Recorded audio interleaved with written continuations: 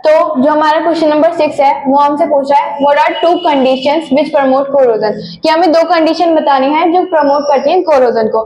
सबसे पहले कोरोजन क्या होता है, तो किसी लोहे पे जंग लगना उसको हम कोरोजन बोलते हैं। तो वो किसी से लगता है, वो लगता है प्रेजेंस ऑफ ऑक्सीजन और एयर जो एटमॉस्फेयर में प्रेजेंट होती है, और वाटर और मॉइस्चर की वजह से। तो ये दो रीजन हो गए, एक तो ऑक्सीजन या फिर एयर लिख सकते हैं, दूसरा वाटर और मॉइस्चर की वजह से।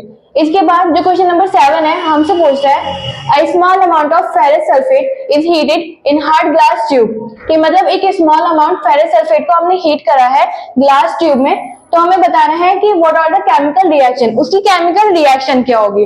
तो हमने फेरस सल्फेट को हीट करा है, तो हमने 2FeSO4 लिया है, फिर उसको हीट करा है, तो हमारे पास जो प्रोडक्ट आए हैं बनके वो आए हैं हमारे Fe2O3 प्लस में SO2 प्लस में SO3। ये हमारे हो गए केमिकल रिएक्शन और इसके प्रोडक्ट। देन ये हमसे पूछ रहा है बी पार्ट में what type of reaction is taking place और name the type of reaction, कि मतलब कौन सी रिएक्शन यहाँ पे क्या हो रही है, यहाँ पे कौन सी रिएक्शन हो रही है और उसका रिएक्शन का नाम बताना है हमें। तो यहाँ पे क्या हो रहा है, ये एक है, एक रिएक्टेंट किसमें दो और या फिर 3 प्रोडक्ट में डिवाइड हो रहा है, तो इसका मतलब ये है ये डिकम्पोजिशन रिएक्शन है।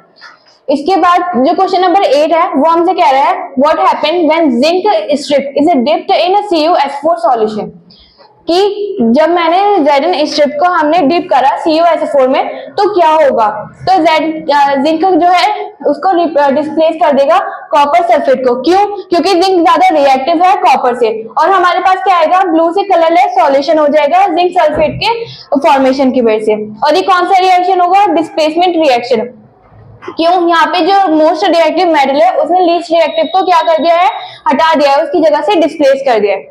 अब क्वेश्चन नंबर 9 हमसे क्या पूछ रहा है, क्वेश्चन नंबर 9 हमसे पूछ रहा है व्हाट इज रिडॉक्स रिएक्शन।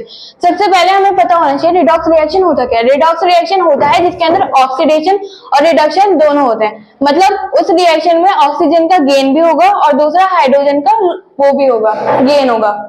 तो यहाँ पे हमने डेफिनेशन इसकी लिख दी है, in redox reaction both oxidation and reduction take place. ठीक है, फिर हमसे कह रहा है write down a chemical reaction representing it, कि हमें इसकी एक केमिकल रिएक्शन भी लिखनी है जो हमें इसको रिप्रेजेंट करते हुए दिखा रही है। तो एग्जांपल में मैंने लिया है कॉपर प्लस में वाटर।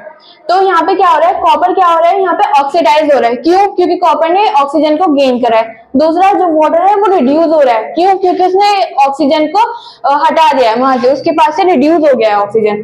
ठीक है, तो ये हमारा एग्जाम्पल हो गया। ये 9 क्वेश्चन हमारा कंप्लीट हो गया। इसके बाद जो क्वेश्चन नंबर 10 है वो कह रहे हैं इन इलेक्ट्रोलिसिस ऑफ वाटर, वाटर के इलेक्ट्रोलिसिस में ए पार्ट में हमें बताना है name the gas collected at cathode and anode respectively. जब हम इलेक्ट्रोलिसिस करवाएंगे वाटर का, इलेक्ट्रिसिटी कंडक्ट करवा के, तो हमारे पास पता है हमें 2 स्ट्रिप होंगी, कैथोड और एनोड। तो जो हमारी हाइड्रोजन गैस होगी वो कहाँ पे जाएगी, कैथोड पे कलेक्ट हो जाएगी, जबकि जो हमारा ऑक्सीजन होगा वो हमारा एनोड पे जाके कलेक्ट हो जाएगा। ये हमारा ए पार्ट हो गया। बी पार्ट में हमसे क्या कह रहा है, why volume of one gas collected at one electrode is a double of another, कि मतलब वो जो एक गैस का वॉल्यूम है वो दूसरे गैस से डबल क्यों है। तो वो इसलिए है क्योंकि वाटर जब भी होता है 2 मॉलिक्यूल्स कंडक्ट करता है हाइड्रोजन के और एक कंडक्ट करता है किसका, ऑक्सीजन का। तो वाटर कंटेन क्या करता है, द रेशियो कैसे 2:1 में। तो इसका मतलब ये है कि volume of hydrogen gas double होगा किसके, ऑक्सीजन गैस के मॉलिक्यूल से। अब हमसे क्वेश्चन नंबर इसके पार्ट सी में क्या पूछा है, why is it necessary to add few drops of a dilute H2SO4 to water before electrolysis। क्यों हमें ऐड करनी चाहिए डाइल्यूट H2SO4 इलेक्ट्रिसिटी कंडक्ट इसमें इलेक्ट्रोलिसिस करवाने के लिए। क्यों? क्योंकि ये एसिडिक है, तो क्या करेगा, ये आराम से आयंस इसमें फ्रीली मूव कर सकेंगे और इलेक्ट्रिसिटी, अगर आयंस आराम से फ्लो करने लगेंगे तो इलेक्ट्रिसिटी भी इसमें आराम से कंडक्ट करवाई जा सकती है। तो यही रीजन है इसका, to increase the number of ions so that the water can conduct electricity, और जो हमारा इलेक्ट्रोलिसिस है वो आराम से हो सकता है। इसके बाद क्वेश्चन नंबर 11, ये क्या है, इन द रिएक्शन। ये हमें एक रिएक्शन गिवन है और हम इसके पार्ट के अकॉर्डिंग इसके आंसर देने हैं। तो हमारे पास रिएक्शन है कॉपर प्लस में H2 gives the Cu plus में H2। तो हमसे पूछ रहा है कि ऑक्सीडाइजिंग एजेंट, ऑक्सीडाइज कौन सा सब्सटेंस है, ऑक्सीडाइज मतलब किसने ऑक्सीजन गेन करा है। यहाँ पे इस रिएक्शन में H2 ने ऑक्सीजन गेन करा है, तो इसका मतलब क्या है, ऑक्सीडाइज सब्सटेंस क्या हुआ, H2 हुआ यहाँ पे।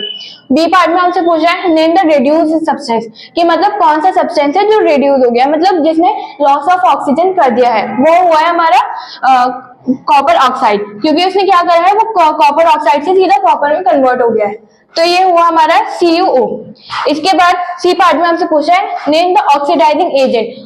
अब जो अच्छा रिड्यूस होगा वो क्या होगा, वो अच्छा ऑक्सीडाइजिंग एजेंट होगा। तो यहाँ पे कौन रिड्यूस हुआ है, यहाँ पे CuO रिड्यूस हुआ है, तो इसका मतलब गुड ऑक्सीडाइजिंग एजेंट होगा CuO।